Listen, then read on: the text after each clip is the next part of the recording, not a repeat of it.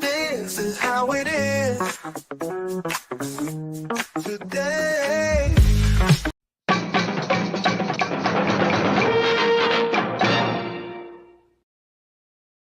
Guys, with special. The what? Say what? Welcome to the show that rides the short bus. And doesn't make excuses for it. I miss having that Fat Steven Seagal graphic of me with Down syndrome and dwarfism. Question is, don't you have a backup of it? No, I had him. Well, you can ask Fat Steven to send it to you. Hey, wait. What? I'm saying hello to Wade in a very poorly manner. I'm sorry, Wade. Super Wade. Just call him Super Wade. Call him what he is. Super Wade. Good morning to Gambit. Good morning to Snorty. Hello, Snorty. Emmanuel is here. Yes. Bonjour. Bonjour. We have anybody else? Wade, of course. Wade. Yeah. And that does it. That's as friendly as I'm going to get today. Bonjour to Le Mans. I hope I didn't slash that more than usual. 5 p.m. there. Nice. Well, here is your break from work. I don't like Mondays, just like the Boomtown Rap.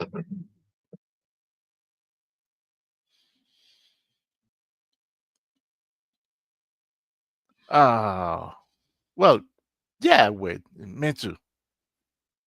But this is more expedite, especially when we start late, and it was all my fault. I apologize to the people. It's not all your fault. It's my fault I wasn't too. looking at the time. There's 3 other people could have told him. And I'm sitting there going, wait, are we late, guys? We're late. Nobody says anything. Oh, we were being entertained by some video. It's funny. You showed that Zelensky video, and you know what? I've got a meme that we use during my brother's show, the political show we do with headlines and stuff. And it's a picture of him at some gathering, and they're all outside. And I don't know if you know this or not, but he's a short little dude. And there's a sign stuck in there that says, "Have to be this tall to join NATO." Yeah. I did the same thing with Tom Cruise when he tried to go to Afghanistan. They wouldn't let him in.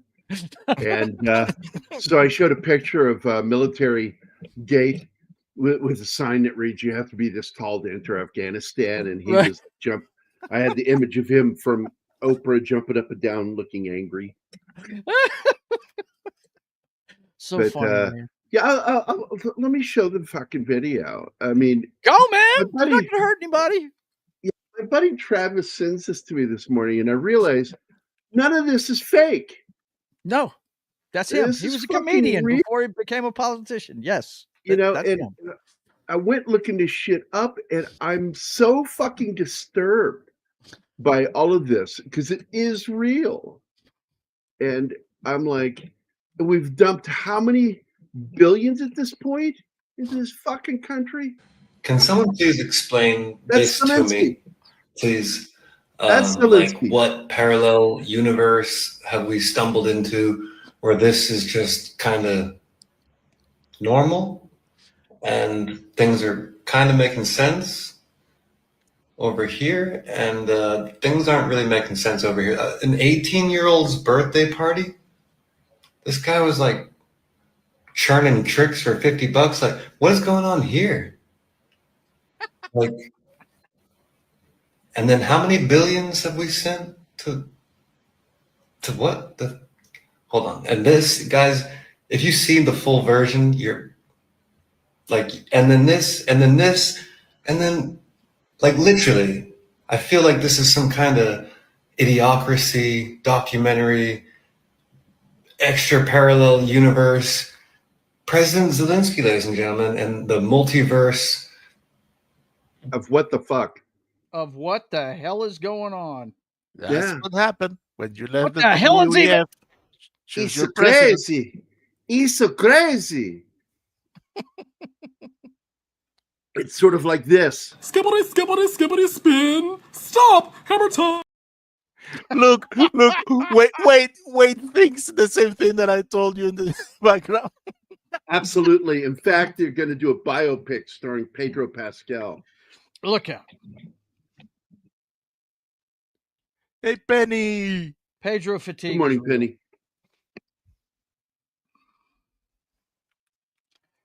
So I've taken my ibuprofen and I'm drinking coffee. Really strong coffee.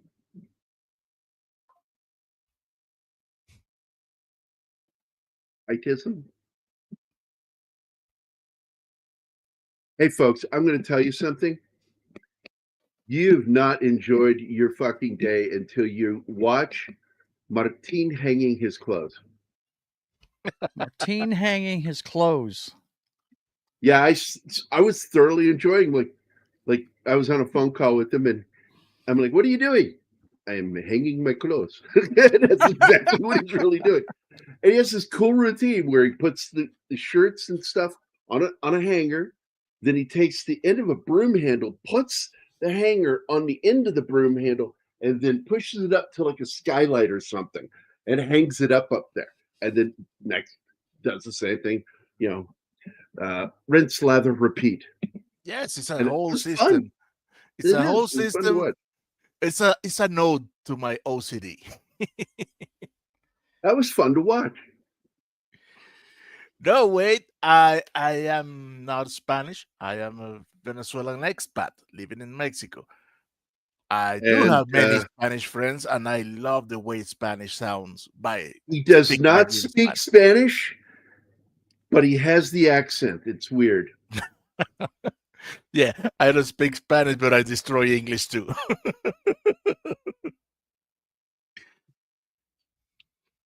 Man. For there's the pencils, but you've already inked this one, right? Yeah, it's I'm working on my 0 issue. I'm gonna put up on Kindle. It's gonna have this cover right here. Hang on. Kindle, is that a person? No, Amazon Kindle. It's where you read books at. There's that's a girl's name, isn't it? Kindle. You're gonna put it up on Kindle? Not sure.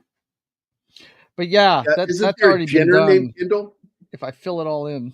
I'm sorry. Isn't there a Jenner named Kendall? Kendall, yes, Kendall Jenner. Yeah, the one who was pretty to begin with, and then she decided to have the reconstructive surgery to make her look like a fucking weird clone of her siblings. Yeah, I already did all that work, buddy. It's just I'm getting ready to put this. So you are putting it on her. That's it. I'm going to tattoo this on her freaking back. She's already cashed it in with plastic surgery anyway, right? She might as well advertise for me. Freaking laser. He's going to tattoo each page of the book on a Jenner. This could take forever. Right? It could take a long time. I don't know if they are procreating and making more of them or not. I'm assuming with the plastic surgery, it also includes being spayed and neutered. You see, I need the sketch one on. Get this out of the way. This is sort of what I talk about when I'm like in a dour mood. My humor is kind of mean. But great. Wait, oh. I need that on freeform. Yeah, there we go. Squash it down. Hey, 11 Alphas in the house. Well, I haven't seen you in a while. How are you doing, buddy?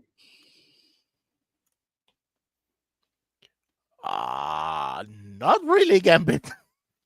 I don't know what's going on with Anima. She is here, but she's not spoken to me this morning or anything. Yeah, I'm here. Not one word. That's the first word. Hello. One word. That's two words. That's another word. That's 3, 4, 5 words. God damn it! Are we gonna start counting words? You should have told me. Apparently, because Now I have to make a new text file.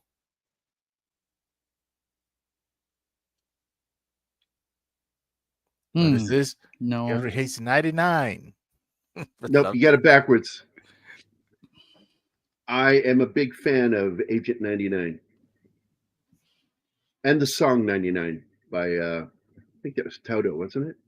Oh, and 99 red balloons.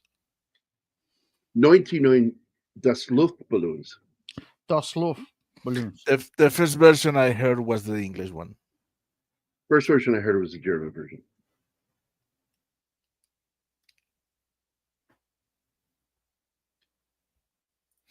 And then I was pleased to hear that she had recorded it in English, even though I think she didn't speak English.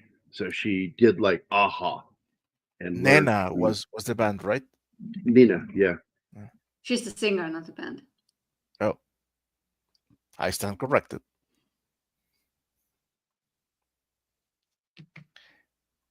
So, yeah, I love people who have never seen war, been in war, been trained for war, making songs about war.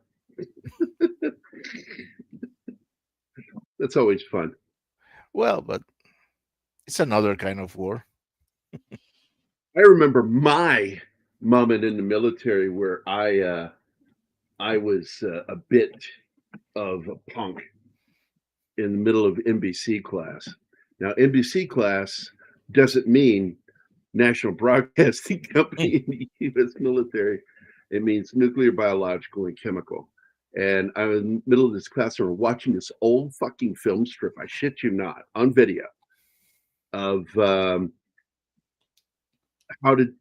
how you're supposed to physically react if you're caught in a potential atomic blast. Die. And I'm watching this thing, and it's telling you the position you need to lay down in. And what they tell you to do is lay down with your legs towards the explosion to survive the blast, of which I go, it went up and went, I think when you say survive, I think you mean temporarily survive. Right. Because you're going to die. Yes. Yeah. And the reason you're putting your balls towards the explosion so you die slower, you should pretty much tell everybody that. I mean, I'm cool with it. If you need me to go kill somebody after I've been irradiated, I'll go do it. But don't lie to me. Right. My advice is, in case of a nuclear bomb fall into your region, run at it. Yeah, I told the instructor, and I got made to stand up in the back of class because I said I would just stand up and outstretch my arms and embrace what it's sending. Because I would just want to fucking go. I would not fucking want to try to survive that because I know I'm not going to.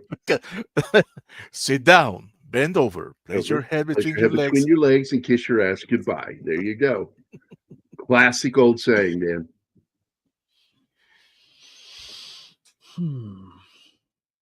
So, Gerry loving missionary.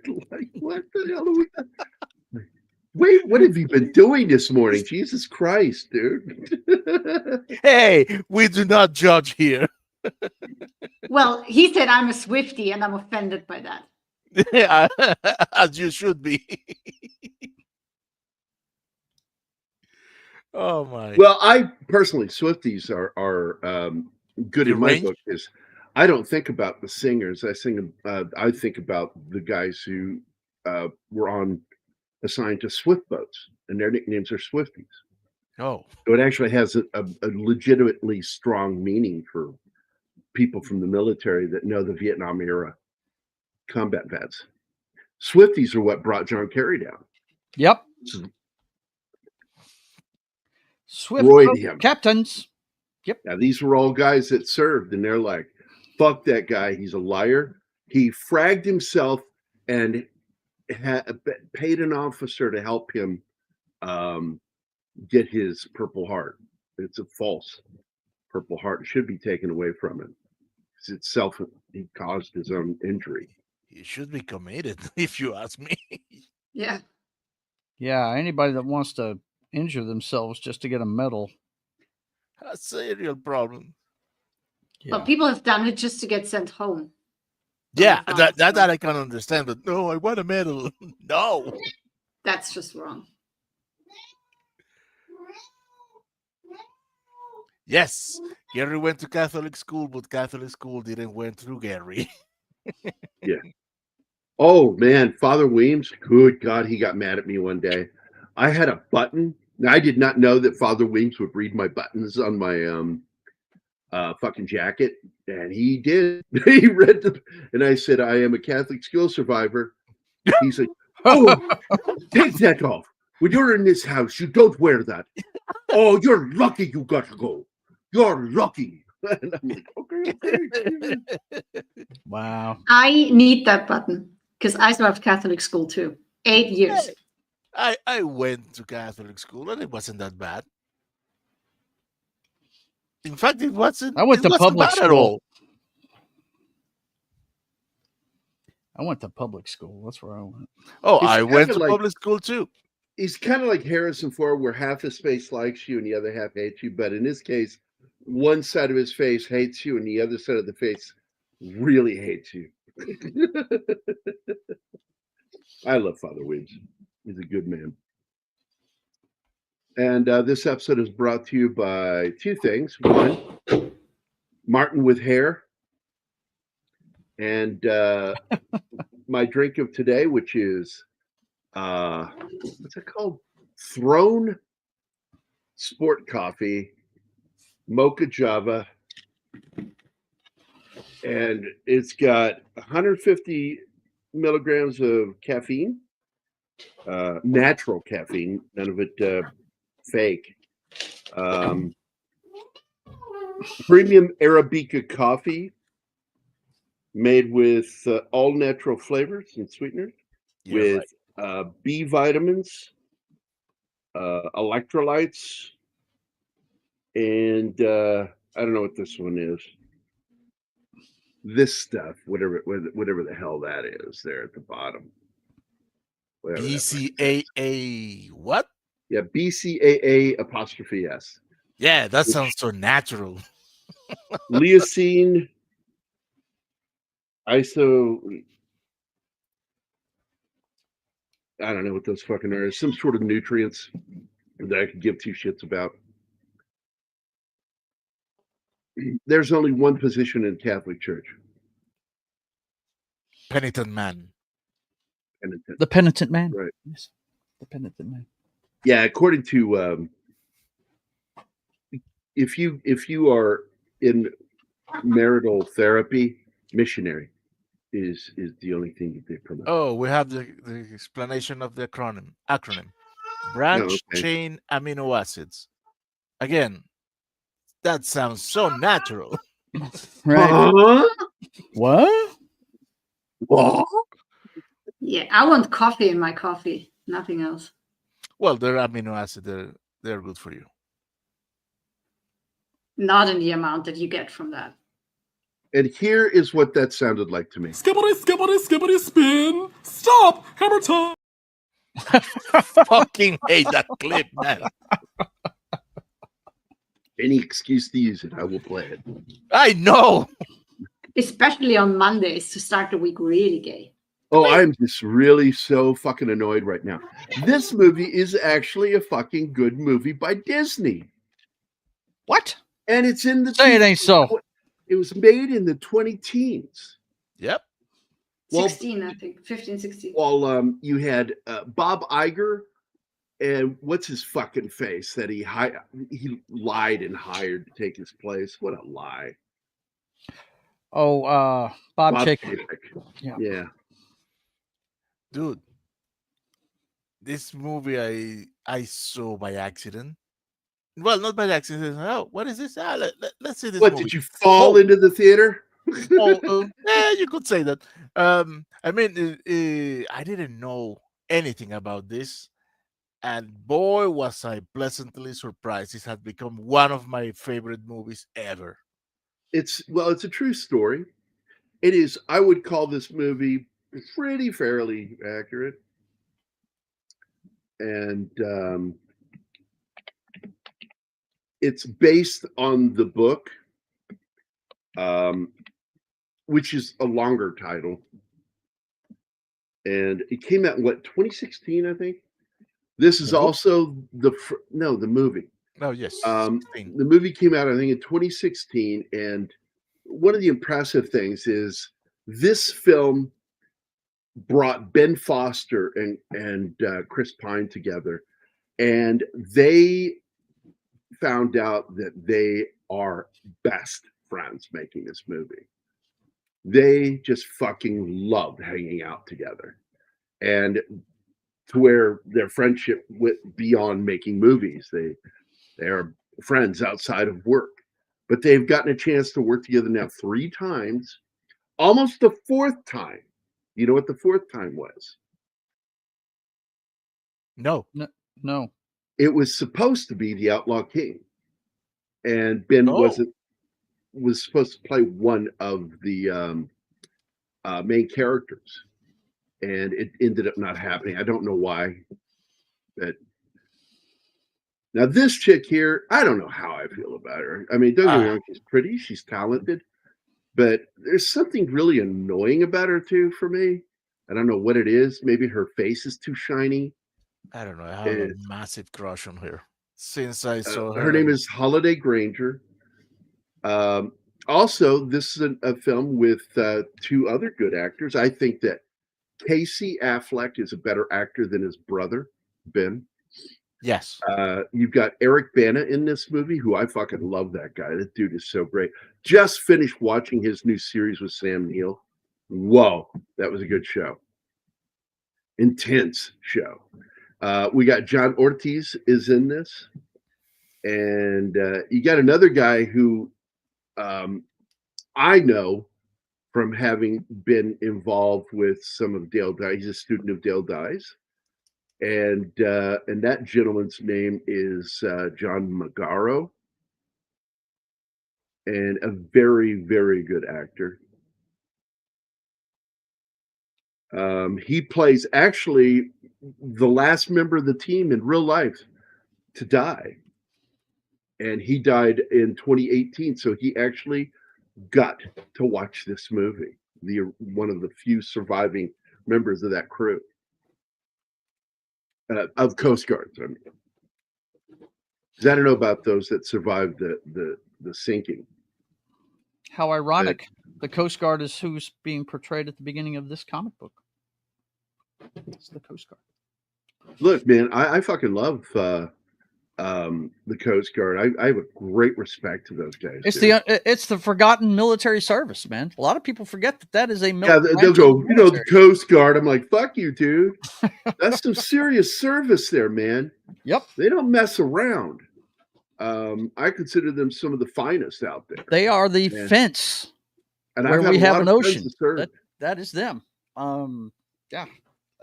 And of course, my co-boss, which is Julia, Dale's wife, she served in the auxiliary Coast Guard, and something she's very proud of that she got to do. But you also got Bo Knapp in this movie, who's a very good actor. One of my favorites from the old days, Abraham Ben Ruby. He plays George Tiny Myers, the ship's cook. Very good actor. You've got Graham McTavish from Scotland. It's Bill Barclay's. Graham McTavish? And most of you guys would know him probably from the House of the Dragon. And he's a hardcore Scotsman. You got Kyle Gallner's in this too. And of course, you've got Lois Lane in this, Rachel Brosnahan. A lot of people, they look at her name and they don't know how to pronounce that name. It's Brosnahan. She's very fucking Irish. And her career was made by playing a Jewish comedian. She is not. She's quite Irish, English Irish. And I think she's gifted. I think she's gorgeous. And I think she's funny as fuck. You cannot play a comedian like that and actually be funny on a show and not have a good sense of humor. We learned that with some actors that tried to play comedians, like Dustin Hoffman tried to play the part of the radical comedian from the 60s that got arrested a bunch of times Lenny for Bruce. obscenity. Lenny Bruce. He made the Lenny Bruce movie. And he did all those scenes and did some of Lenny Bruce's comedy. And guess what? Not funny. None of it. He has zero comical timing. I don't know how that happened, man. But yeah, he was terrible in that movie. But let me think. Who else is in this movie that was worth mentioning? Yeah, that's it.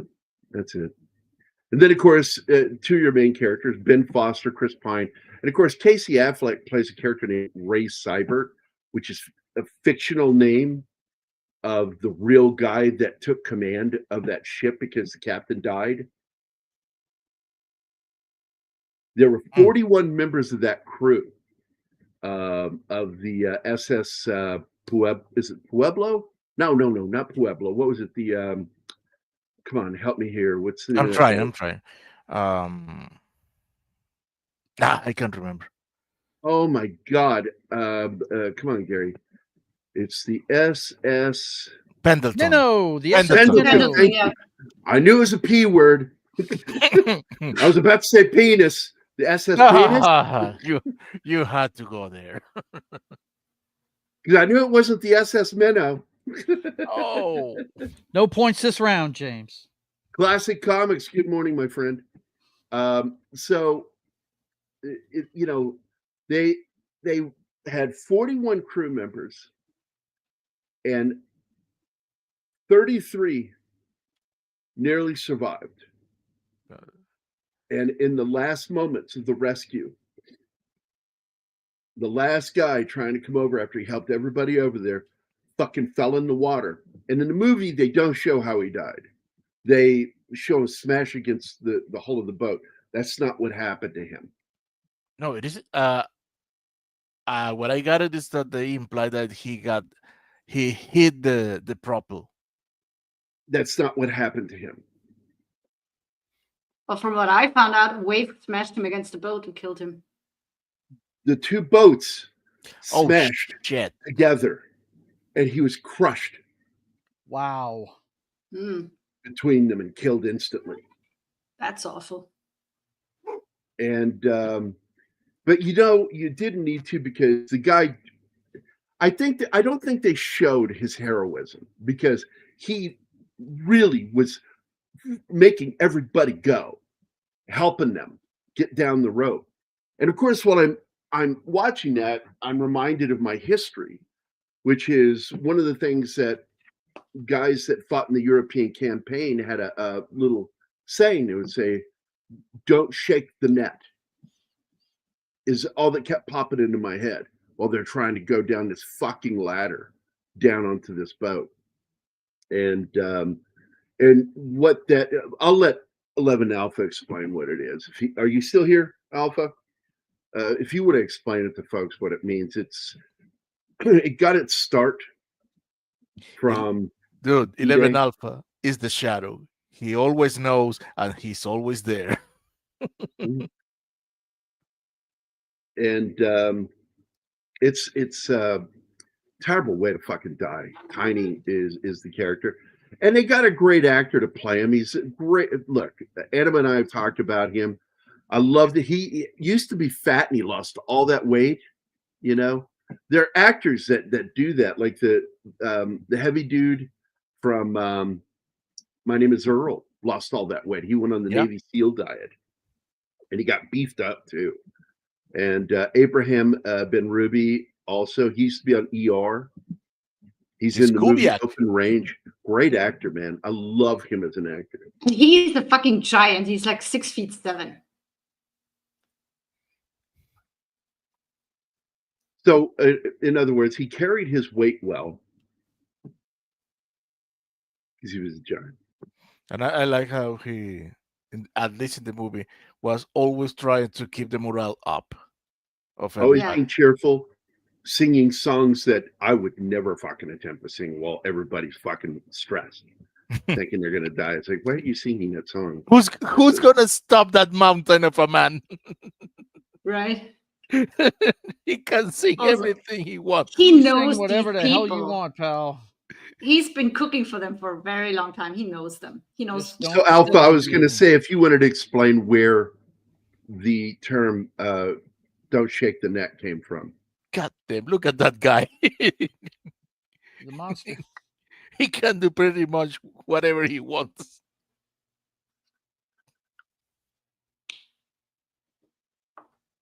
Now, one of the characters that you kind of, you get the general feel that a lot of the people don't trust him is the commander of that Coast Guard unit. Yeah. Played by Eric Bana. And I felt that was kind of unfair to show him that way because he was a tried and true commander. And they make it look like some of the guys didn't trust him. And it's like, I don't think that was a fair estimation. But I know that it comes from some of the stuff that was written in the book. And if it wasn't mentioned, I'm sure it was mentioned, that the movie is based off of the book written by Michael Taugius and Casey Sherman. The name here. And the full book is called "The Finest Hours: The True Story of the U.S. Coast Guard's Most Daring Sea Rescue." Even though that's the title. It's not. It's kind of a misnomer, but it is the most daring rescue by a single rescue boat. This boat was designed to hold 12 fucking people, including its crew. And yeah, but like he says in a movie, that's regulatory, right? They damn near rescued 33 fucking people out of 41. They got 32, according to the movie, of course. Well, there were 33 and one died trying to leave the ship, and that was China. Would be a total of 36 bodies on that little boat. Yeah. 35. There were 3 crew. 4? What in the movie? Was it 4? I thought it was 3. Yes, I thought it was the kid. I thought it was Ben Foster, and I thought it was 4 people. 4 people. There a 4th one? Okay. This is the real location, by the way. He had the kid in the front. He had the guy on the searchlight. He had the guy that went down to get the machine going again, and himself. 4 people. And the boat, by the way, is now part of their museum there, Maritime Museum. Damn. I do like the accents in this. Oh, wow. I'm surprised by this, Alpha. Do you want to explain? Hold on. I'm just so baffled. Caught off guard. I've never said something that he didn't know. Oh, he's being modest, I'm sure. So, but anyway, it comes from D-Day, and it's a term that means when you're going down those nets off your ship, they would hang these nets down, and guys would be climbing down those fucking nets down to the smaller boats, to the amphibious assault. Guys would panic and start shaking, and then people would fucking fall. And there were threats to fucking shoot if you did not fucking get down that net in a timely manner. So it's an old turn of phrase, don't shake the nets. I think this part, it's a good part for Bana, but I feel like he deserved more screen time, and I think that this character needed a better introduction as to who he is and what he's done. Because he wasn't young. No. He's a veteran, but what they explain here is that he's recently transplanted to this station, and he doesn't know the particularities People. He doesn't know the waters. people or the weather. But when when they go, "Are you sure you want to give that command, sir?" And he's like, "Yes, I know exactly what's going on here. I understand the weather conditions. Fucking go." Damn, Alpha. Did he survive?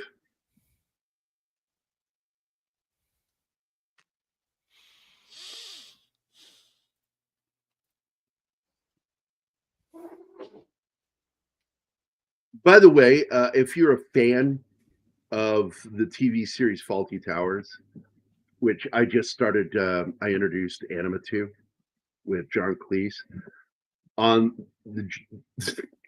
the episode of the Germans. Mm. He actually says that. Basil Fawlty actually says, "Don't shake the nets." Good. Yes, I'm glad he survived. Good. Now, the crazy part of this, I want you to look at that. Ship was broken in fucking half, and its twin ship had the exact same thing happen.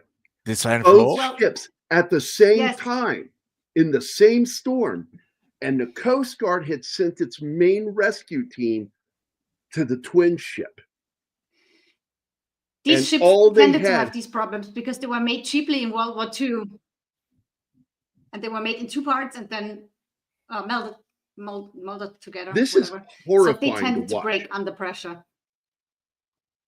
because you can see into the holds, and you're like, "Oh my God, how is this thing going to stay afloat?" And the only way to keep it going was to keep those motors going. Yes, he is Australian, Gambit. In fact, he's a comedian, I'm a race driver. and he got cast in a little biopic playing the part of this guy called Choppa, who is a gangster, self-proclaimed gangster, a badass, very dangerous dude. And they made a biopic about the guy, and he gained some muscle and gained some fat to play this character. And if you've never seen the movie Chopper, fucking watch that movie, and you'll understand what's so awesome about Eric Bana, because he's fucking good in that role.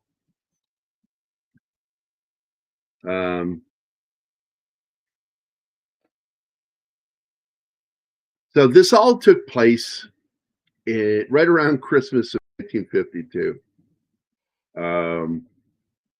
So it's kind of a holiday February, movie. actually.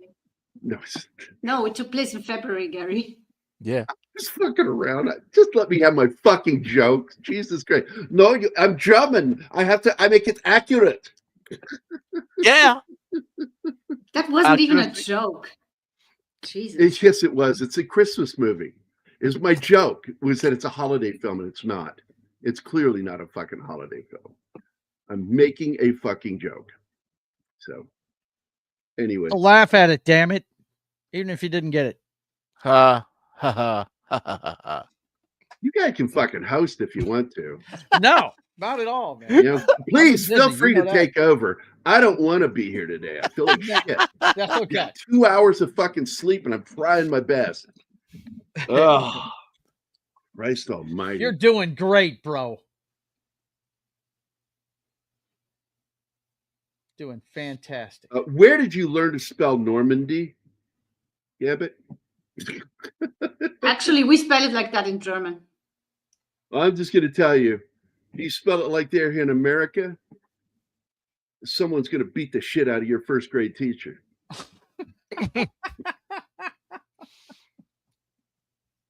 Just French saying. probably spell it like that too. Fucking French. Sorry, Emmanuel. We don't mean to I bust on you. disavow. Oh, I thought you were going to say that French word. Now I can't. It's got the word visage in it. Something Gary, part of our childhood passed away yesterday. Yeah, I know Lonnie Anderson. We had her poster on our wall, man. I did not. I I was a big fan of WKRP in Cincinnati. It was one of my favorite shows. But I was always heartbroken that she got hooked up with Burt Reynolds. So, that's messed up, man. Like, why are you sleeping with that guy? What's wrong with you? You're better Remember, Joe, Gerry only had poster of guys in his room. Remember that, because I tried to have Farrah Fawcett on my wall, and my dad couldn't have that, so I put gay posters up, and he was okay with that. Bo Duke, John, what's his name?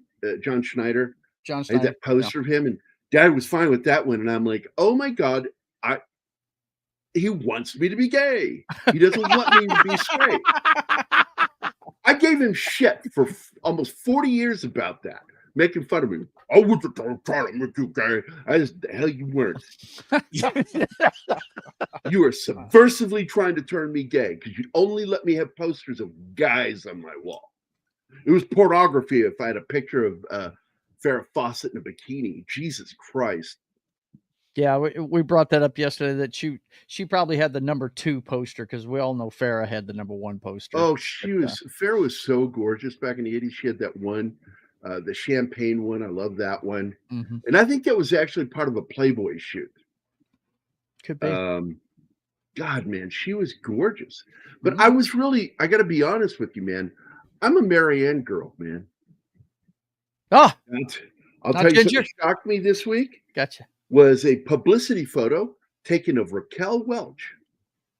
She auditioned for the part of Marianne, but she was deemed too gorgeous to play her. And I'm like, no fucking shit. She should have been Ginger. Yeah, right. But she didn't want to do a Marilyn Monroe impression, which is what Ginger's doing. All right, guys, I gotta go get Mama Joe.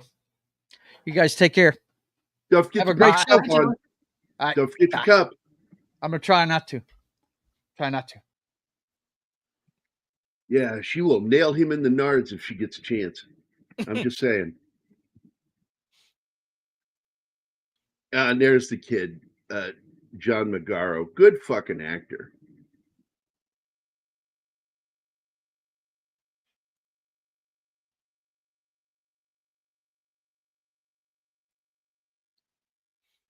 He was in one of the early things he did. He was in the video game Bully. Does anybody remember that video game? Yes, but I never played it. I don't know. The premise didn't click with me. He was in the film that's early in his career, The Brave One, which is the female version of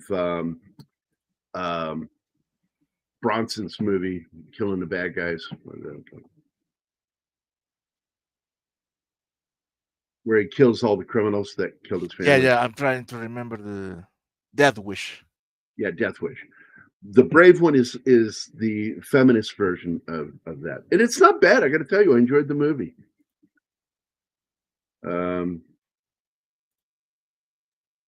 And of course, he worked with Dale Dye. First, I thought it was Band of Brothers, but he actually worked on Taking Chance with Kevin Bacon,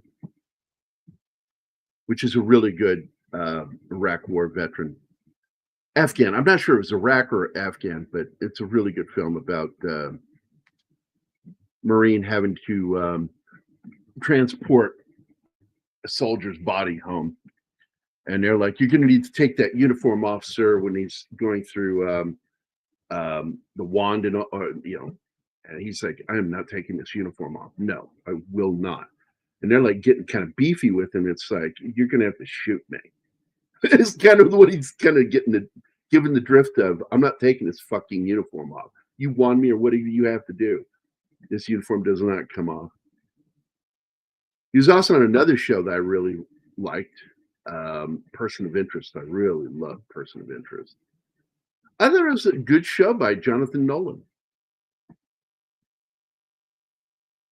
And he is he's in the movie Captain Phillips as Phillips' son. But he doesn't get any credit for it, but he was in there, got paid, all that shit.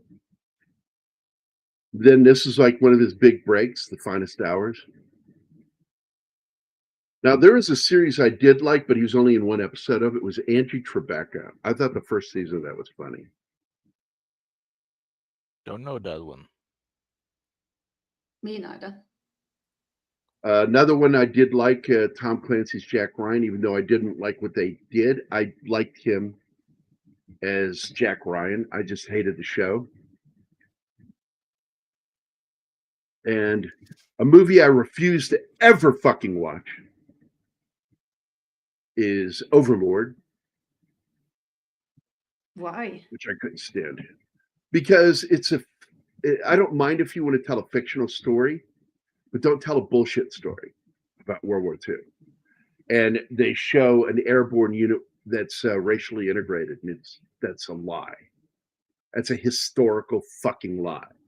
And I believe it dishonors the black soldiers that had to deal with segregation in the military in World War II under a Democratic president. Unacceptable. So that movie does that, and it's a fucking lie, and I won't watch it. Because I believe that dishonors the black soldiers. And they had their own fucking Ranger unit. They never got deployed, but that's where they could have had fun. They could have said that, let's say that they were never officially deployed, but because of an incident, we had to deploy them. There's a story where they have to go deal with this science fiction horror situation to try to rescue another Ranger battalion. Fuck off. They do this. J.J. Abrams, I fucking hate that guy. He was also in Umbrella Academy. Season 1 was really good. The rest of the series was garbage. Orange is the New Black. Never watched it. Never wanted to. That's the one that's tried to normalize prison sex. They tried to normalize it, saying that it's part of that community. No, it's not. Yeah, I was never into that one. And because of that, I wouldn't watch it. And of course, do you know who was behind that one? No. Well, she was directly involved with The Brave One. Anybody? No idea. No. No idea. Sorry. Jodie Foster. Jodie Foster was one of the executives behind that show. And I'm like, that is a dishonest representation of being gay in prison. It's totally different. That's why they call it prison gay. Because he's not really gay. It's just gay while you're there. Because you get lonely. And apparently for guys, really horny. And sometimes it's also about control. And, years ago, I remember I got angry because somebody wrote an article, former law enforcement officer, and he was, kind of bragging about using the threat of RAPEEE. It's what they do to me. RAPEEE. He thought it was condonable to use that as a threat against people to coerce information out of them. And I'm like, that's fucked up, man. That's fucked up. I'm sorry. It's fucked up. Maybe it's something in your tool belt, but I think that good policing works better than fucking using the threat of that word.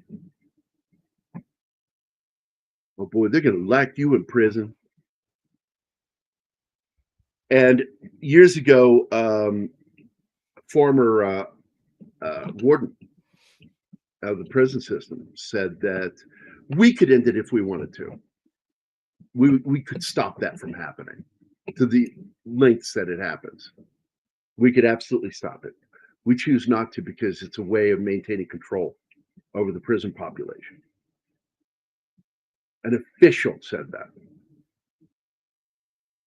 Yeah, you should be scared of people that work in the government that are there for a job 9 to 5. Be afraid. So, all right, I'm getting off my soapbox about that shit. Ben Foster is really good in this. It's not really a big meaty role for him. And I consider him of those that are in this movie, he's the best actor in this movie. And if you don't believe me, watch 310 to Yuma, the remake with him and Russell Crowe. Ben Foster is fucking incredible. Watch him and Chris Pine again in Come Hell or High Water. Dude, haven't you seen him in The Believer? Yes, I have. I've seen everything with him, dude. Ben Foster is really one of my favorite actors. Mac and I used to sit and talk about movies we wish he'd been in that he could have saved. And one of the worst films he was ever in is one of the X-Men. He played Angel. Yeah, Angel. Where he clips his wings.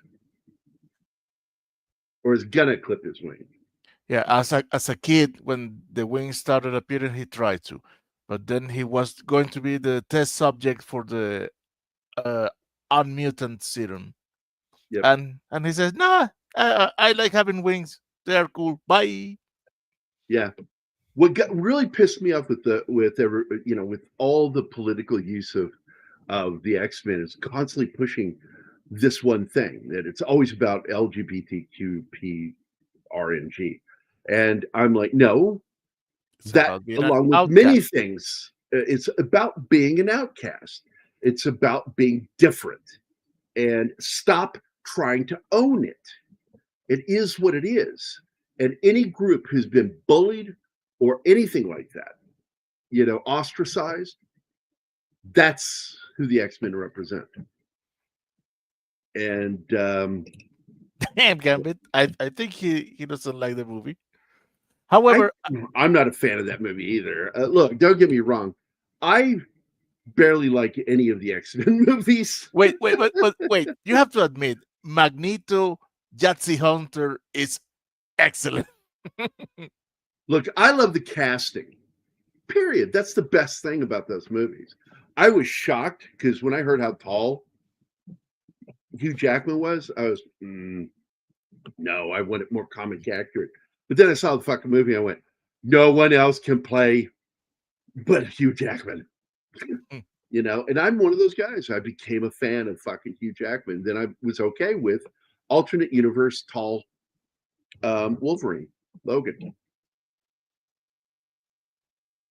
Mancunian? I don't know that word. Hers is more honest. If you hear her say a couple of things, she sounds more like she's from Boston.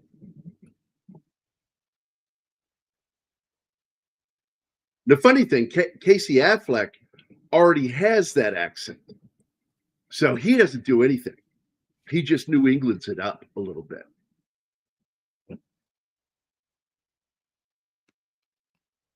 Oh, that's the other guy. Gotcha. I forgot he was on the boat. Yeah, I know. Manchester. Yeah, but I didn't know. I've never heard Mancunian before.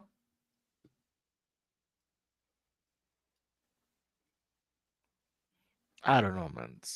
The first time I saw her was in History Channel's Bonnie and Clyde, and oh man, that was a lightning to me. I haven't a crush on her since then. Look, she's pretty. She is pretty. I have a problem with girls with the big round cheeks that have shiny. Their skin gets shiny, and it weirds me out a little bit. It's like just looks weird. And by the way, I brought this last night to Lauren. I said, has anybody seen the latest pictures of the girl that plays Wednesday? Oh my God. What the fuck did she had that surgery where they removed fat from her face? No, what she did is that it? No, she bleached her eyebrows. So that looks so stupid. Oh, and everybody's I don't like that. What I'm talking about is the gaunt fucking cheeks. That's I think that's makeup combined with weight loss. It looks unhealthy. Yeah. As fuck. Like, yeah.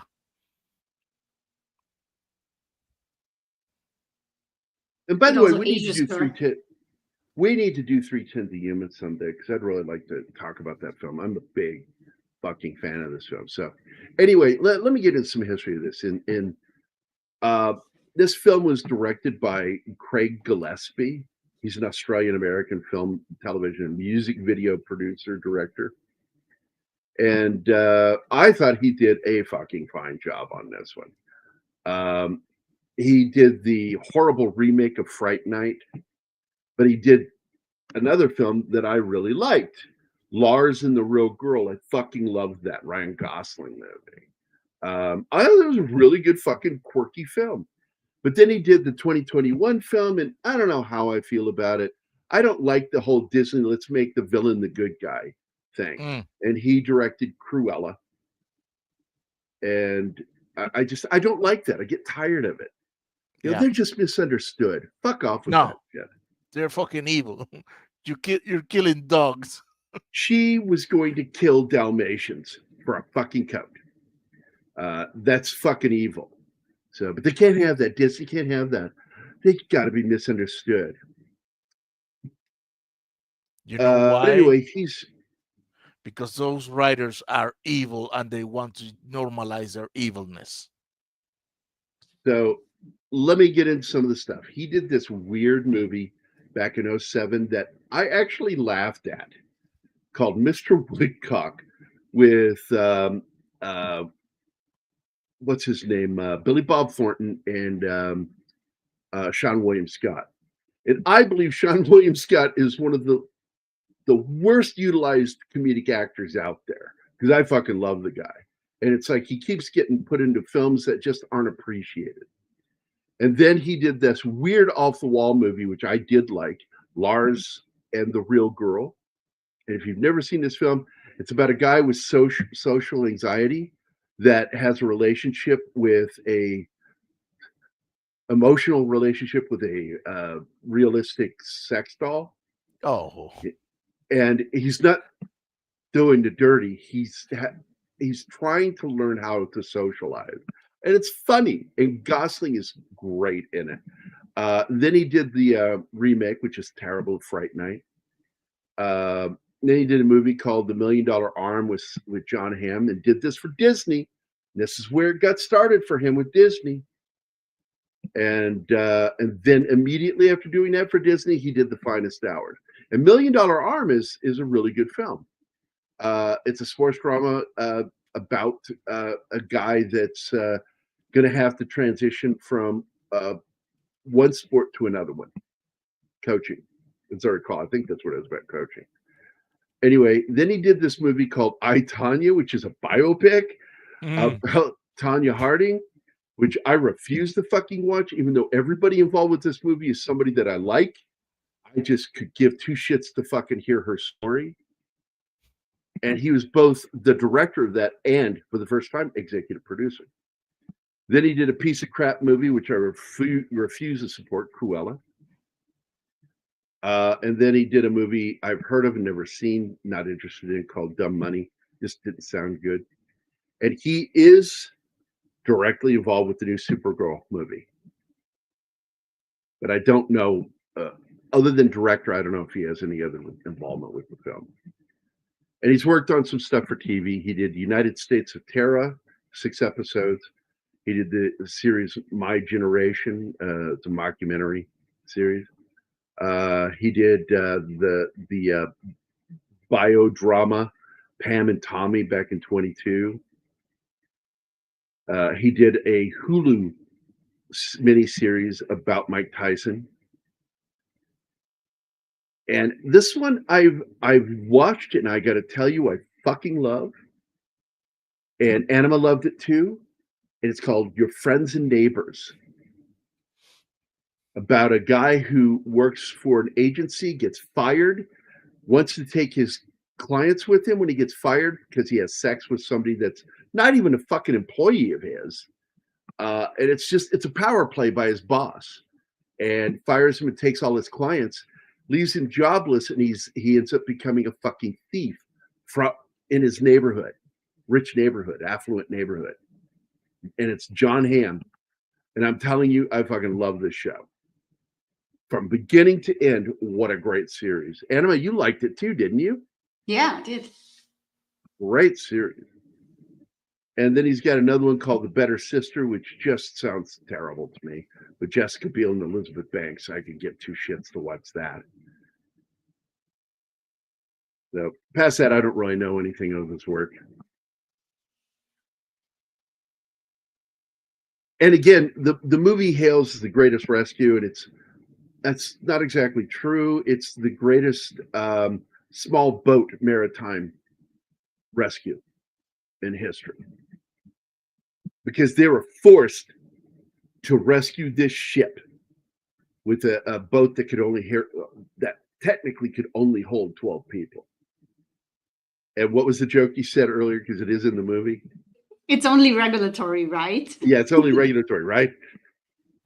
It just says that on paper. Everybody on. Doesn't mean it's true. It can hold, what do you think? Like maybe 22, 24? Did they find out how many are alive? You see them hanging on to the sides, more or less. So there really wasn't room. They were clinging on for dear life, man. How they stayed on that boat. I mean, they barely got off the other one. They watched it sink. And they really did. That wasn't just dramatic for the movie. It sank as soon as they were off. And that's like horrifying that it came that close. So the development of this film with Walt Disney, they acquired the screen rights to the book in 2009.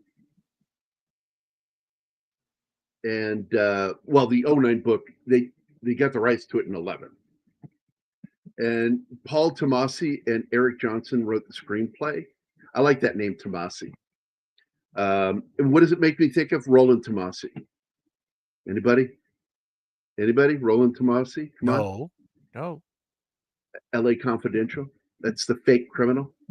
Never that seen that gets one. the bad guy caught in the end. I see the movie, but I don't remember the name of the guy. Right. It's like when Kevin Spacey realizes that their chief is the fucking bad guy, he gives him the false name of Roland Tomasi. And when he says the name during a briefing, the cop that told Kevin Spacey about that character involvement, the fake name with his dad, knew immediately, oh my God, you're the bad guy.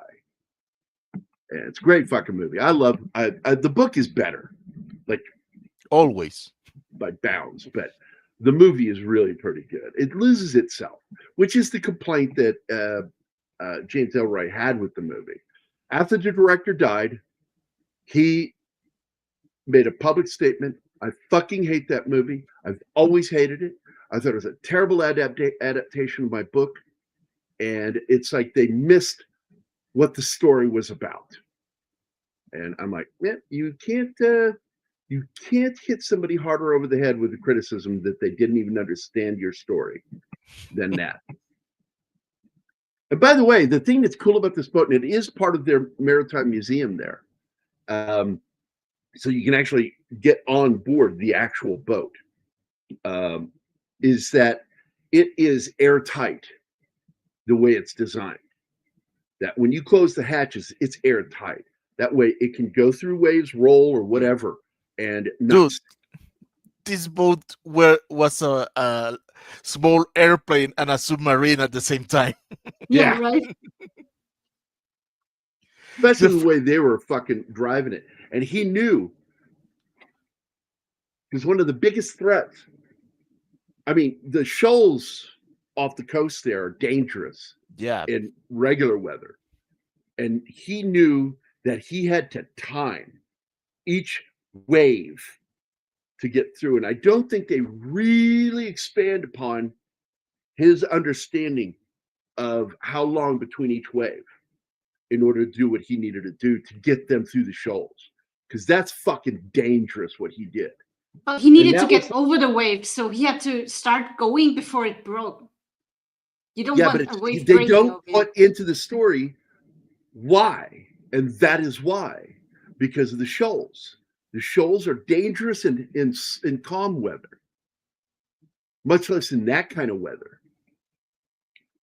So I don't think they emphasize it enough in the film to make it clear why he had to time those waves. because that was the importance of timing the waves, was to get through the shoals. Yeah, but the other guys knew that too, so it would have been weird if he explained it. Just Well, for the they audience, tried to people No, who made the mistake. not Wait. necessarily. They got a fucking new guy. And And the new they guy tried- is exactly who you'd explain that to. They could have They used tried that, to yeah. do a little exposition with the girl when the main fisherman explained her why it is dangerous. Yes, he doesn't. The movie never say why he does. Because Why that's he why applied the techniques. timing had to be perfect. The Mm. timing had to be perfect every time he hit one of those waves. So anyway, it's just something that they left completely out that I thought was important to his, just how fucking smart Bernie Weber was. Dude, This that is how first good he wave. was. That The first he wave. knew mathematically to get through the shoals, this is what we have to do. Otherwise, they probably would have been crushed, broken. So anyway, Robert, back in 2013, Schwinkel was hired to direct the film. And Rob's worked on movies like Flight Plan, The Time Traveler's Wife. He did the Red movie back in 2010. He did the Divergent series, and he did the action G.I. Joe movie, Snake Eyes. And I think that's probably a good reason for him not to do this movie, because I hate that fucking movie. But anyway, he was originally offered the job to direct. However, he left the project early to go work on the Divergent series. Suicide career. Whoops, I just fucking ruined our show. Isn't that weird? But it is career suicide. And was replaced by Craig Gillespie, who I think is probably the better director for something like this. Principal photography began in 2014 on September 8th, and it was shot in and around Quincy, Massachusetts. On October 27th, the film was being shot at Fore River Shipyard in Quincy aboard the USS Salem. They were also set to film at various South Shore locations and then moved to Chatham, Massachusetts in December. In early December, filming was taking place in the town of Marshfield.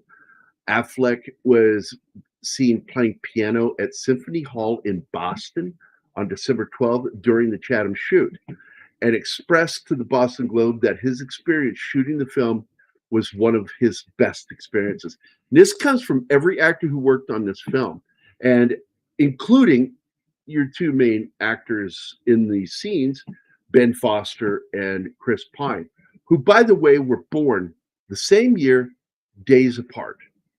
And when they started learning all these little things they had in common, they started really kind of hanging out. And during the making of this film, they had a big budding bromance, and it's blossomed since then. And they looked for any opportunity to get to work together. Which, like I said, because Pine was cast as the Outlaw King, he pushed to get Ben Foster in the film as one of his friends, or possibly an enemy. I can't remember. I just remember he was set to be in it, and then everything fell apart last minute, and they weren't able to do it for the miniseries on Netflix. And it's really not a bad miniseries. I liked it. It was really good. I like Chris Pine. I think he's a very talented, misunderstood actor. And if you don't believe me that he can act, watch him in The Smoking Aces. Yeah. And try to figure out who he is in that movie. Mm-hmm. Try to figure out who he is, because he's a main character in that movie, and he's so fucking weird and different. It took me watching it 3 times before I finally went, "Oh my God, that's Chris Pine."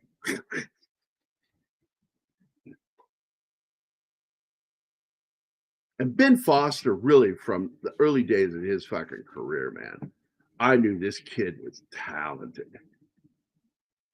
He's in another film that I really do like, military film, with, what is his name? Give me a second.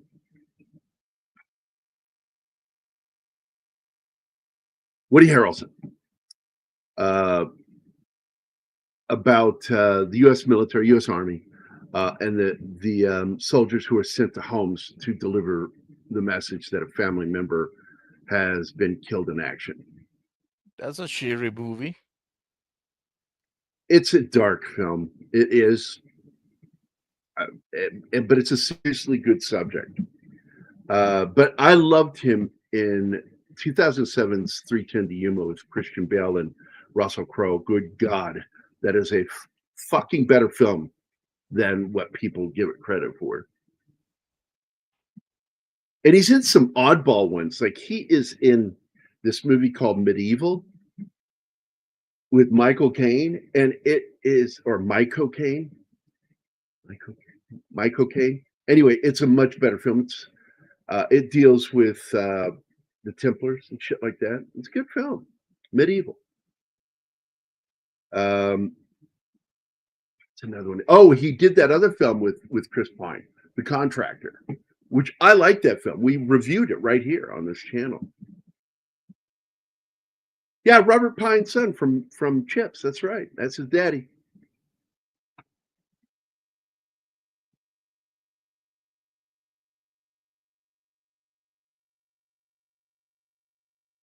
By the way, another film I want to do, and I'm thinking about doing it for Military Monday, is You Were Never Here with Joaquin Phoenix. I actually like that movie a lot. And we will be doing Taken, the original Taken film, on Military Monday. And I'll show you. Yes. Let me get the thumbnail.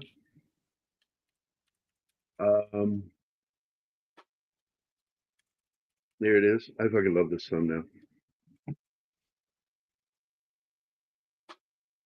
There it is.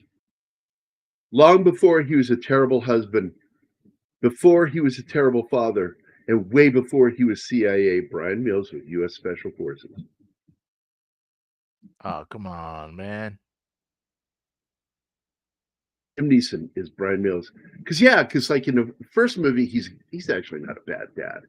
You're But in the second movie, harsh. he's a terrible father, letting that shit happen again. And then in the third film, they direct their ire at his wife. And it's like, man, just fucking stop making these movies.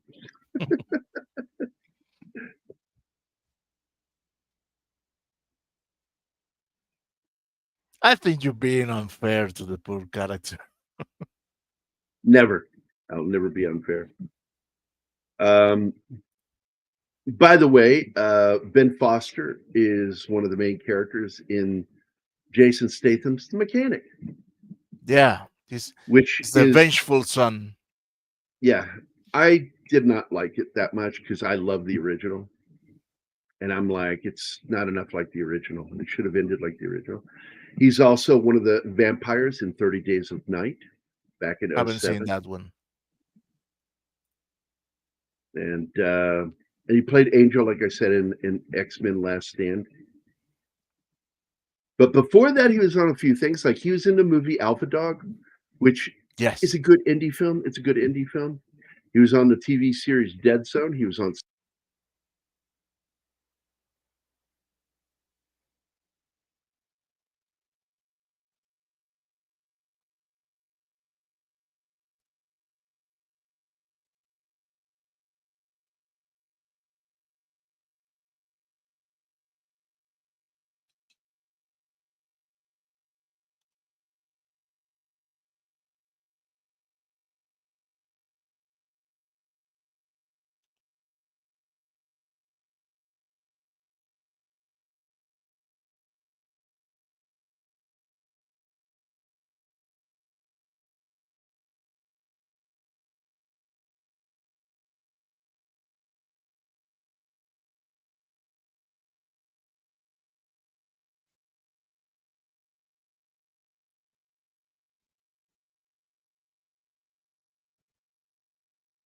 Okay, I cannot hear you, Gerry.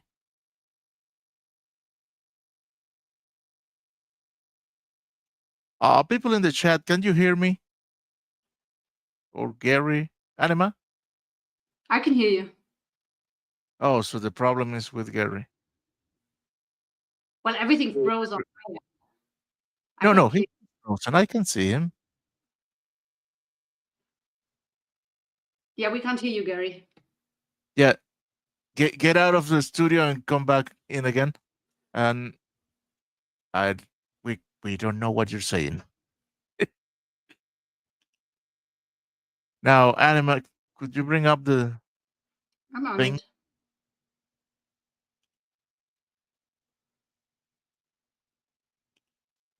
I believe they're just rolled an update and fuck up everything. Still can't hear you, Gerry. Still can't hear you.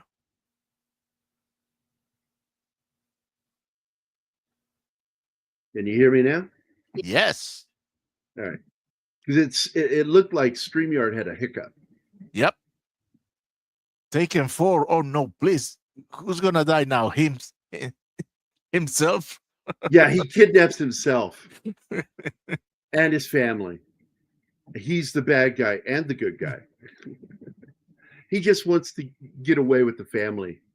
It's a comedy this time. Well, the wife is dead, so he brings her back. No, he hires the actress that played her. It's actually a Liam Neeson film. He's playing himself as Brian Mills.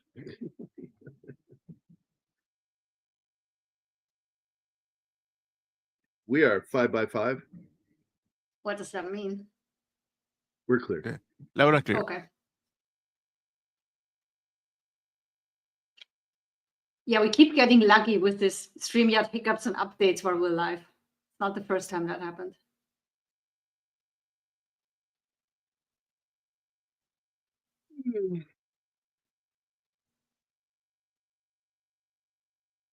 Well, now, here's a funny one. If you go to Ben Foster's resume over on IMDb, they have this weird fucking project that he supposedly worked on. It's called Peter Pan Land of Forever, and it was made in 1973, but he wasn't born until 1980. So I don't know how the fuck that happened, if there's like something that he did later, but it's a really weird credit on Ben Foster's IMDb page. So look it up. My one beef with this film, and it's really kind of my beef with movies shot on the round, movies that are shot on nothing but green screen, is this movie feels like it's on green screen all the time. Every scene, even scenes that were not, clearly, because there's so much CG added to it that it really makes the scenes look fake. When actually, like, they were shot on location. Post-production took super long. That's how much work they did with the CG.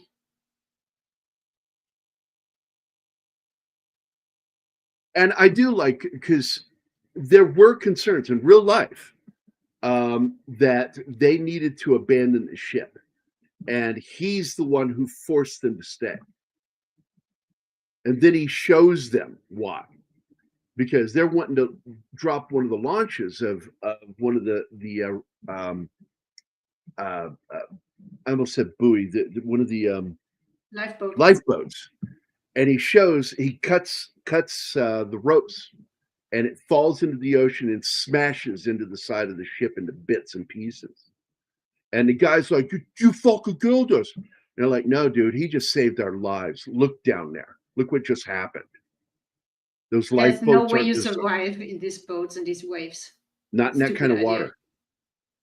He says, "You go out in those boats, you are dead. Our one chance is to keep this aloft, keep it afloat." Well, he's steering it. He's steering it onto a reef.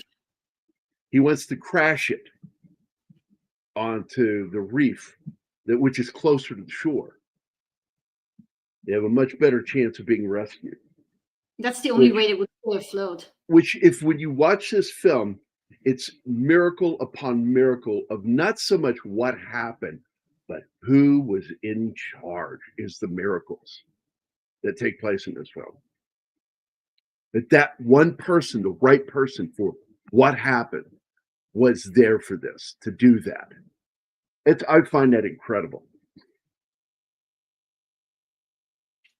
And like I said, originally the boat had, I do believe it was 41 complement, and it got knocked down. They lost 9 or 8, like that. They got knocked down to 33 from 41. And then during the rescue, in the middle of the rescue, they lost one more guy. And the guy who was there, trying to help everybody first. You go first, you get going.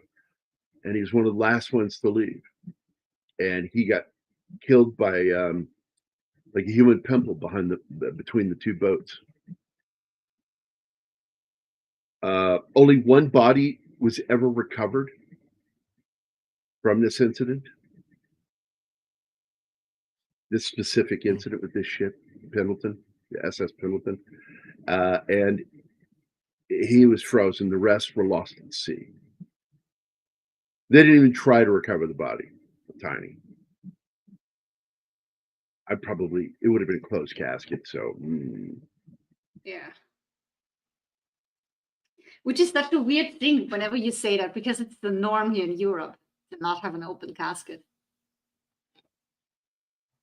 I will point out too that easier. There is one thing done in this film that, for some reason, caused controversy, but it did happen. And we don't know how significant it was that this happened. Is that pretty much like the whole town turned out with their cars and shined their headlights out into the water, and they show them see it. Now, it's called follow the red light. Okay, it's a term that's used, and it's not a red light. It's the lighthouse. They look for the lighthouse, but in this kind of inclement weather, sometimes it's hard to see that. And the cars were closer than the lighthouse was, and so there are those who argue that he could see the lights, and it's one of the reasons they got saved. One of the reasons. And it comes across again as one more decision made by just the right person. Because one person said, turn on your headlights. Everybody turn your headlights on. Well, she starts it. And I'm like, why don't they all have the headlights I don't know on if that's anyway true. in that weather? Why don't they have them on for anyway? dramatic purposes. Yeah. That's for But I dramatic didn't like it. purposes. But the fact is they did do that, and somebody was the one who said, everybody turn your headlights on. Everybody.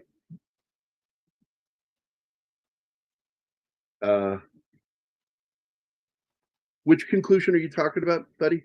I don't know which one you're talking about, Gambit. Me neither. But it's really a miracle that more didn't die. In fact, in this given situation with this ship, the Pendleton, how more didn't die is shocking.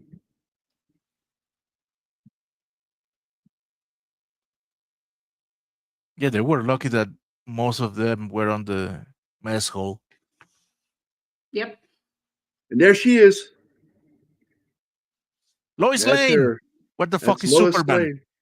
God, Could have helped. She's so gorgeous to begin with, but you make her a fucking ginger, and oh my God, she's my kryptonite. Rachel Brosnahan.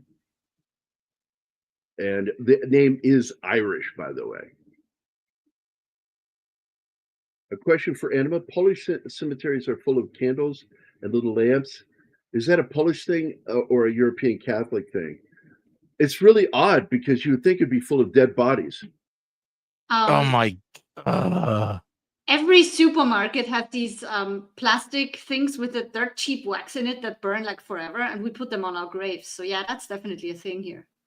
Yeah, those Gerry? long-lasting candles. What? This is for you. Come on, man. That joke needed being made. Hey, what's up with the cemeteries full of candles? Candles? What about the fucking bodies? They're not called candles. We call them Grablichter, which means grave light. I mean, it burns, but it's far from a candle. It's really cheap, tallow-like substance. Oh, from Taken 4. I got to be honest with you. There is no Taken 4. I know I have seen Taken 3. I know he's making a joke. I don't even remember fucking Taken 3 how it ends. I got so fucking annoyed at it. The quick cutting action scenes is so fucking annoying to watch. It's like the movie was edited by somebody from MTV. Well, they have to help poor Liam Neeson in his fighting scenes because he's actually really good at fight action, and it's almost like they didn't want to put the effort into helping him with his training because he's actually really good. He is a fighter. But he's old now. I mean, I tell you what, I would not want to fucking get hit by Liam Neeson now. Oh well, his hand is the size of his head. His fist is the size of my face.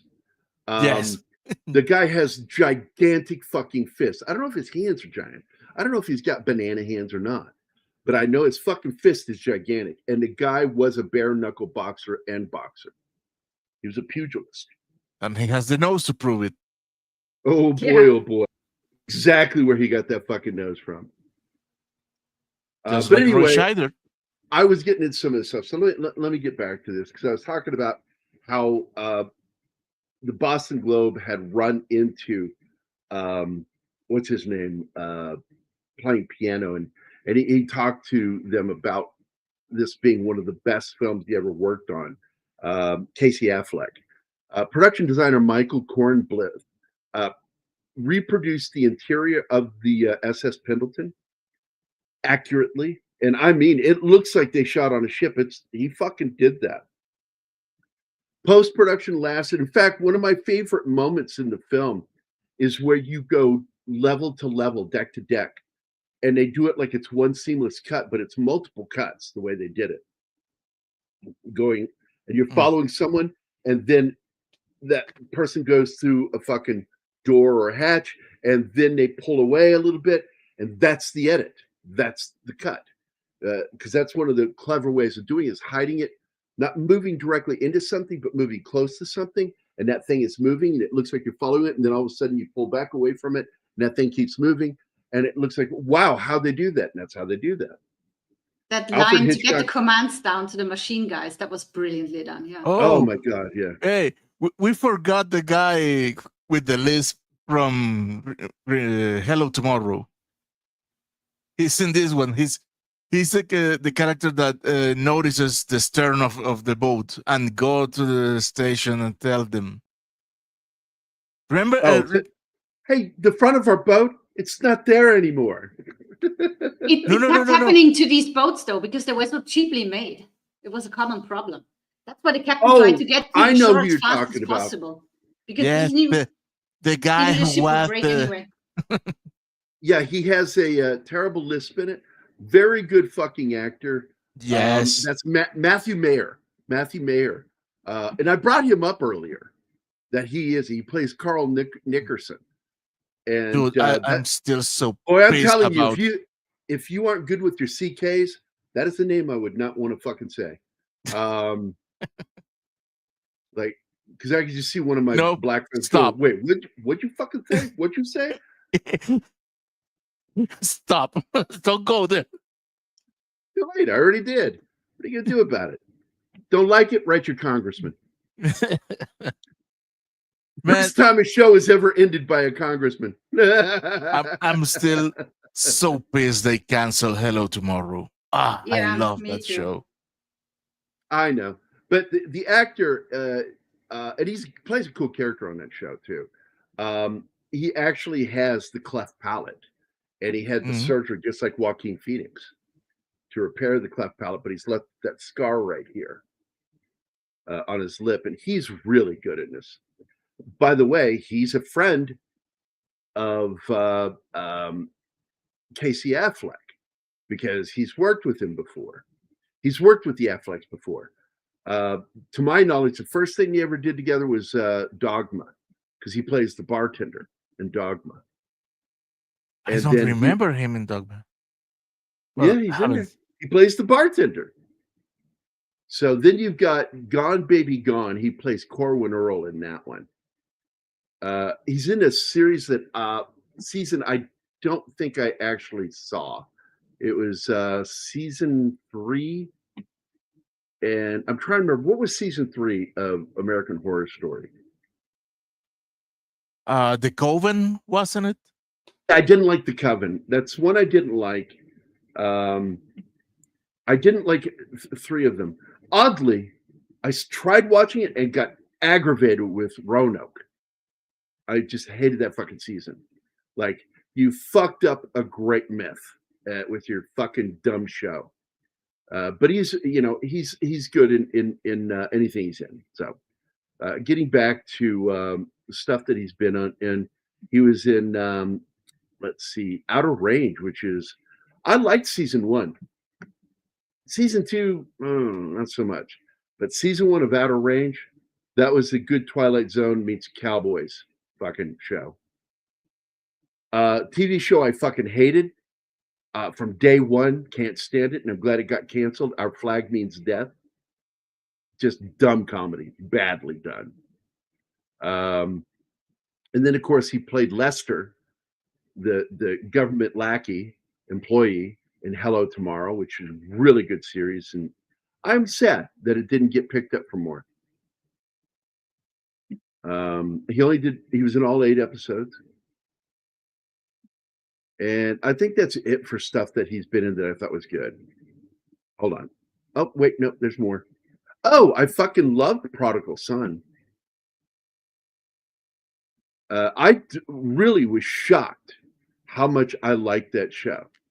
And you know who one of the main producers was on that, right? No. Oh, okay. I don't even know the show. It's okay. We need to watch this show. It's a very good show. And I keep wanting to say, is it Alex Kurtzman? Uh-huh. It's either Alex Kurtzman. No, it's Greg Berlanti. Greg Berlanti is one of the executives on this show. Because Kurtzman's name makes me want to jump out of the window. Kurtzman and Berlanti are fucking 2 people that I would love to turn into one of those punching bags on a pole. Freaking hacked. Fuck, you can't stand them. But goddamn, this was a good show. And I really did like it. And it's the story of a kid who is a profiler that has issues, who is the son of a fucking serial killer, played by Michael Sheen. Michael Sheen plays his father, and Tom Paine plays Malcolm Bright, his son. And you've got other really good actors in the show, like Halston Sage. She's the one that dates Seth MacFarlane. She was on season 1 of The Orville as the super strong alien, but I guess he couldn't date her and have her on the show. And by the way, the men that mounted that mission all were given the gold lifesaver award for the Coast Guard. It's incredible what they did. And by the way, the movie ends with photos of the real guys. And in fact, for the first half of the cast, it's a photo of the actor and who they're playing, and they show a picture of the real person. I like when they do that. Yeah. And they populated the end of this movie with images of the real town, everything, and the real Coast Guard building, which again, they shot at the real location. This is what's scary. He's just fucking did the impossible. And now they've lost their compass and can't get their bearings. In the middle of a fucking storm in winter. Not to mention not being able to see shit. Yeah. Even with the searchlight, you can barely It's see the storm. They're at night in a storm, can't see shit, and he's just like, what am I going to do? And finally, they keep telling him, go east. You need to go east. And he just turns off the fucking radio. Yeah, he You're telling ends me to up do something I don't know how to do. He's navigating just by the direction of the wind. That's all. That's all he has going for him. Well, when I went out, the wind was on my left. So if I keep the wind on my right, I think I'll be going back to shore. Oh my God! Right. So the soundtrack is really good too. The music was composed and conducted by Carter Burwell, and he's one of those guys that you just don't hear his name. But he's collaborated with some really good names. He's worked with Bill Condon, Coen Brothers, Spike Jonze. This guy's out there. He's done some really good stuff. And he did the soundtrack for The Banshees of Inisherin, which I fucking love that movie. He did scores for Inside Llewellyn Davis, Oh Brother, Where Art Thou, Miller's Crossing, and the band played on Conspiracy Theory, which I fucking love that movie. He did the 2000 version of Hamlet. He did Spanish Prisoner. Before the Devil Knows You're Dead, another great film. Philip Seymour Hoffman, man, good fucking movie. In Bruges, I won't mention that film. Where the Wild Things Are, which is actually better than I thought it was going to be. A movie I don't like, and it later found out, yeah, it's full of shit, is The Blind Side. Yeah, it's bullshit. He wrote and recorded original music for The Bourne Identity, but Doug Liman replaced him with music by John Powell. And that always made me sad, because the original soundtrack also included a Peter Gabriel song that they ended up cutting the scene and removing it. And it's like, and it's sad because it was perfect ending to the movie.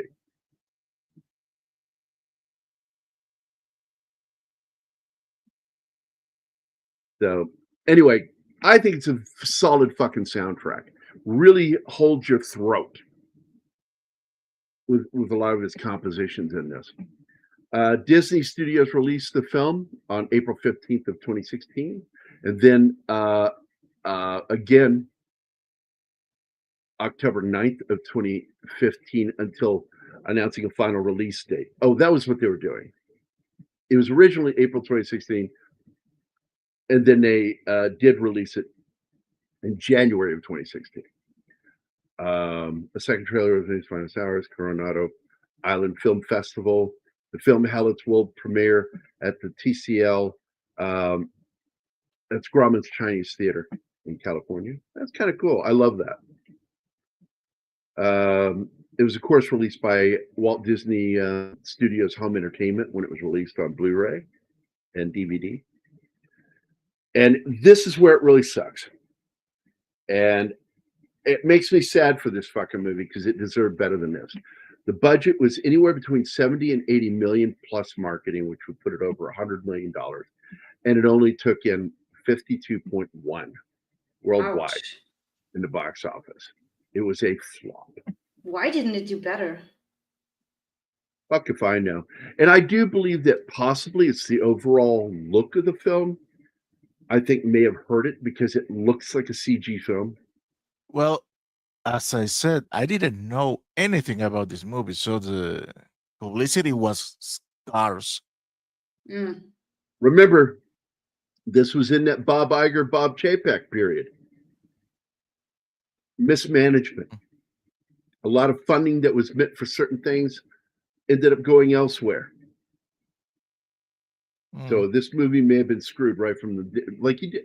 Fucking Bob Iger is why John Carter flopped. He's to blame for it. That movie is a good movie, and it should have done better. And it's piss poor marketing because he took the marketing budget. And this is I love the irony of this, because he took the money that was meant to go to John Carter and gave it to George Lucas. It's the second time in his career that's happened. What was the first time? I don't know. I know we have talked about it, but I don't remember. It was a little film called Damnation Alley. Right. Its special effects budget was cut by 80%.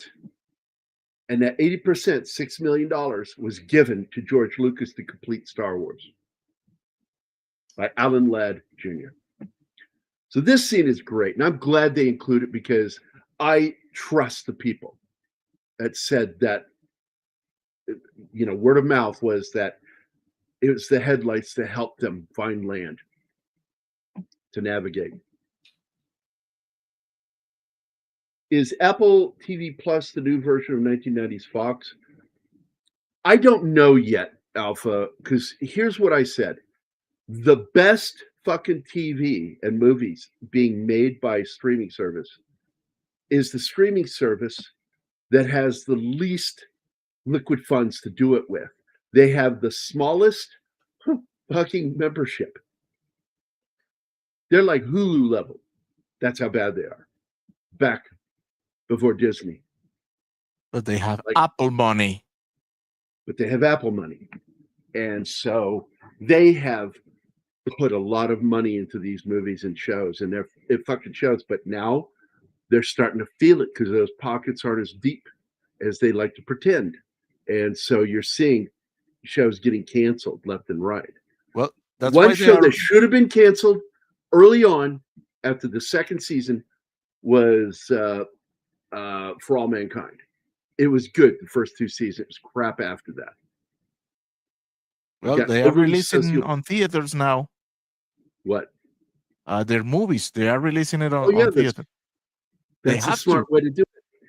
And I like Justine Bateman just said in an interview that streaming is what's killing movies. And they need to stop doing this. They need to go back to, if you want to see this movie, go see it in the theater and give it its due time. Instead, we're seeing, used to be like a year to a year and a half. Then it got down to 6 months from theatrical release to home video release. And now it's sometimes days and weeks, the turnaround. It's all panic and shit like that that's causing it.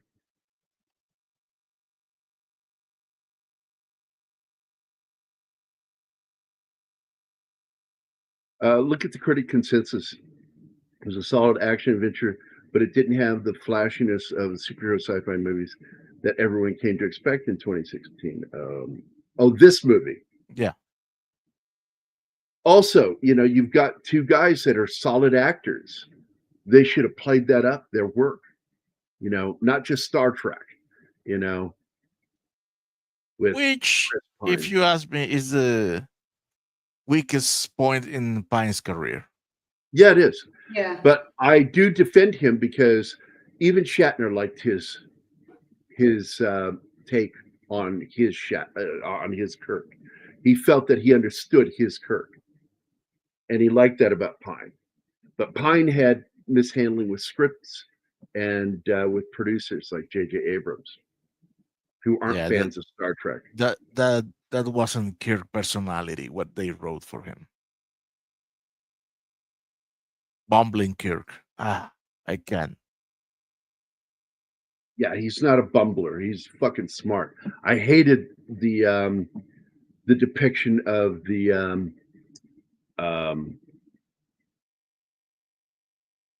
Japanese boat. Zulu? No, the Japanese ship that they have to rescue, that he outwits. Kobayashi Maru. Kobayashi Maru. The Kobayashi Maru depiction in the film pissed me off. The only thing I liked about those three movies was Carl Urban as McCoy. God damn. He fucking nailed it. I liked Kirk and their friendship. I liked Spock's friendship when it started going. But past that, I didn't like Spock, the depiction of Spock. Having a relationship with Uhura, like, what the fuck is going on? Everybody knows who he had feelings for, and he hid them. Here we go, the actual pictures of the guys.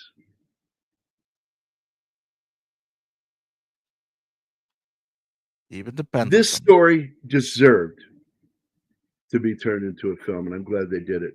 And I hope over time they make their money back from this film because it deserved it. I think this is a very good film.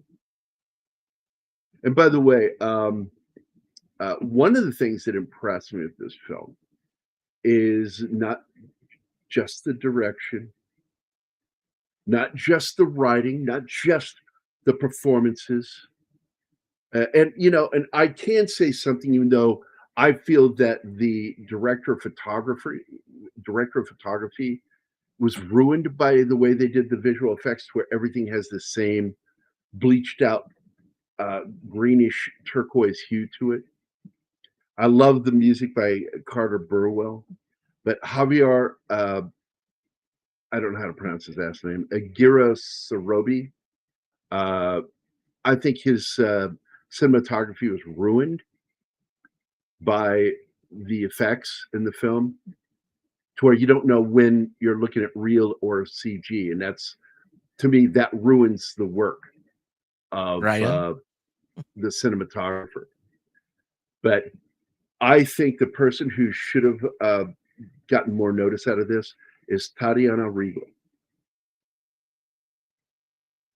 She is fantastic film editor, and she's worked with him on some other films. She's worked on 2 films with this director. She did I, Tonya and Cruella, but she also worked on Guardians of the Galaxy Volume 3.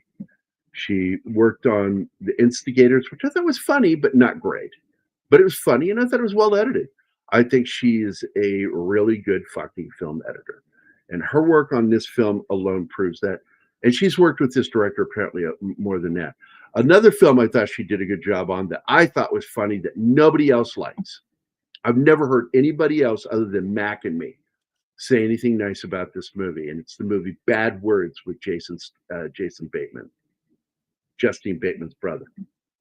Yeah, I don't know. It never, the premise never got me. The guy trying to relive his childhood day. That was robbed of his win. But the movie's about coming to terms with yourself and becoming a better person by the end. But it's just filled with really bad behavior and that kind of comedy. And I like it. Catherine Hahn is in it, and I thought she was good in it. Allison Janney's in it. And one of my favorite actors of all time, Philip Baker Hall, is really fucking good in it. It's a bit part, but he's really good in it. And I swear to God, Bob Stephenson has to be fucking related to Dan Aykroyd, because he just looks like Dan Aykroyd from the 80s to me. Do you know who I'm talking about? That thing could be accidental, like Castro and Trudeau,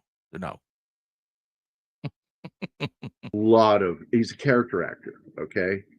But all these little bit parts he fucking nails, and he's so good in them. He plays the airport security officer in the movie Fight Club. It's one of his biggest roles.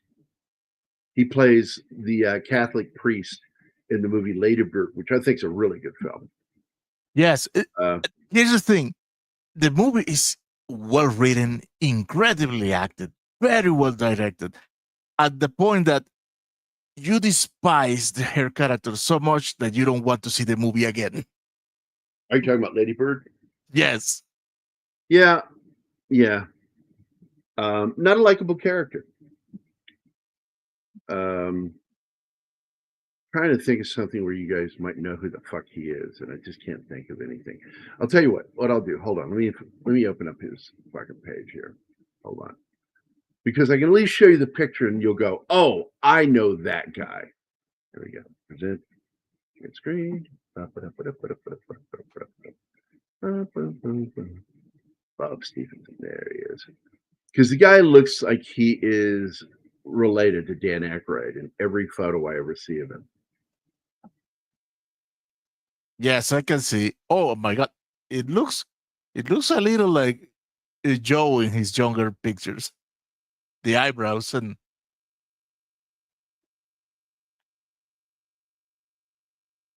was that the other guy? I like this movie. Our Idiot Brother cracked me up.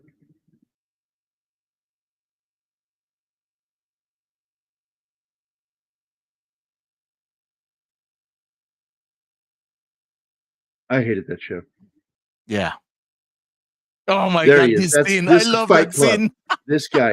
This guy is so fucking good in this scene. I'm not a fan of Fight Club, but I like this guy's scene. Oh, I love that movie. I do really not. love Fight Club. I have a lot of disdain towards it. Trying to find some more pictures of him. Charlie's Angels, hell yeah. Fucking love that movie.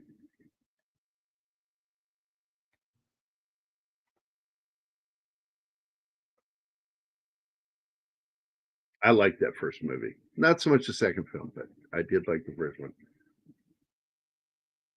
That's the second one. He looks, look at him. Tell me he doesn't look like first cousin to Dan Aykroyd. Got the same nose, same crazy eyes. I don't know. Those movies looks to me like caricatures in live action of the original show, which I liked very much. There we go. All right. Well, let's wrap up. This is a great movie. If you've never seen this movie, take time, watch this movie. It is a heroic moment in history when this could have been one of the worst fucking disasters. Yeah. It's incredible what happened. Yes, John Cleese plays Lucy Liu's dad.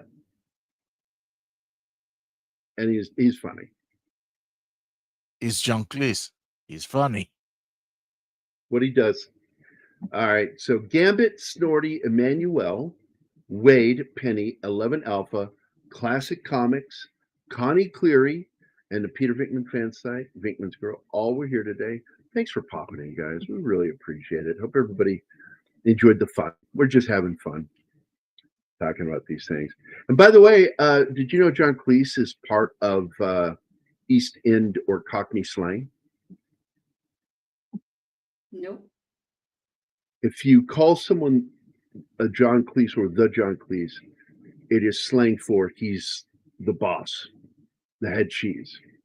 Because it's about rhyming. The head cheese, John Cleese is the head cheese, the boss. There you go. So I learned a bunch of Cockney because, like, I've got a friend who's a limey prick that whenever he comes to the U.S., Ricky Cheka, I have to go to every restaurant and store he needs to buy stuff from because they don't know what the fuck he's saying. And I'm his translator. And by the way, it's Queen's English is what he's speaking. He's not using any slang. He just has that thick of a fucking accent. But I've watched John in Time Bandits as Robin Hood. That's right. We have that one coming. We're going to talk about Time Bandits. Love that movie.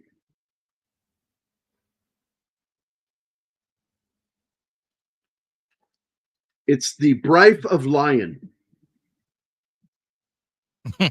Jesus. Oh my. If there's a way of fucking up a word, I will find it. Okay, we're going to get out of here, guys. I want to thank everybody for being here. We'll see you next time. The chief will not be doing a show tomorrow. He is down for the count right now, and all of us are wishing him a speedy recovery to feeling better. But we will be back again Wednesday for what are we doing Wednesday? Oh, Dead Heat. Oh, that's right. And I saw the trailer and went, really? It's a I fun don't even movie. remember that. I don't even remember watching the trailer. I showed it to you last night, and your reaction was like, huh. Martin wants to see that. Uh-huh. Huh. That is a fun movie, and it has Trent Williams and Robert Picardo. So I watched that. Yeah, there you go. You got Robert Picardo in it. I pointed that out to her. She didn't care. She still seems to not really give a shit. I was tired as fuck yesterday, okay? I went to see it in the movie theater. I saw it at the Greenbrier Theater in Fredericksburg, Virginia, when it came out in 1988, I think it was, 87, 88. And I laughed. I was, ha! boy, Joe Piscoe got muscular. Yeah. I'm like, what's up with that? It's like, why does he look Right. so? Why is he so puffed up muscular? What's going on there? Why is he doing that?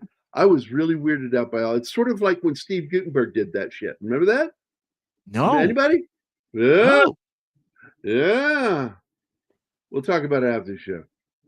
Yeah, but yeah, Steve Gutenberg was another one that roided up and fucking got cut and muscular, and it was fucking bizarro. Bizarro, bizarro, bizarro.